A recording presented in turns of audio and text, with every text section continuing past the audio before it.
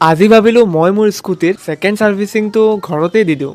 যিহেতু এতিয়া বহুত দিন আছে মোৰ ছেকেণ্ড ছাৰ্ভিচিঙত 3000 কিলোমিটাৰ হ'ব লাগিব, তেতিয়াহে। এতিয়ালে বহুত বাকী আছে, সেইবাবে আজি ভাবিলো ঘৰতে গা ধুৱাই দিওঁ। হাতত এবাল্টি পানী, চেম্পু 2 পেকেট আৰু কাপোৰ এখন লৈ লাগি গলো ধুবলৈ। চেম্পু 2 পেকেট পানীত মিহলাই একদম গোটেই বাল্টিটো ফেন উলিয়াই দিলো।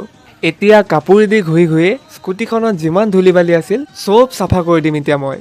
সন্মুখৰখিনি চাফা কৰি থাকোঁতে সৌৱা পিছফালে মোৰ মা আহি পালেহি। কেৰাহীত ভাজি বহাই কি বা চাব আহিছে এতিয়া। চাওকচোন, এতিয়া যদি কেৰাহীৰ ভাজি জ্বলি যায়গে, আজি আমি নিমখ তেল দিয়ে ভাত খাব লাগিব যেন পাইছো। এনেকুৱা লাগে মোৰ মায়ে মাকৰ দায়িত্ব পালন কৰিবই নাজানে চাগে। ধেমালি কৰিছো দেই, মাক নকব আকৌ, নহলে মোৰ কলিজা খাব। আৰু এইবোৰ বাদ দিয়ক, মাৰ কথা কৈ থাকোঁতে পাহৰিয়ে গৈছিলো স্কুটিখন যে ধুই আছিলো।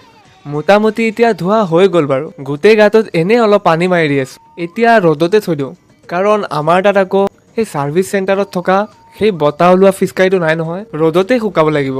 আৰু এইখিনিতে আজিৰ ভিডিঅ'টো সামৰণি কৰিলো। আকৌ আহিম নতুন ভিডিঅ'লৈ, বাই বাই।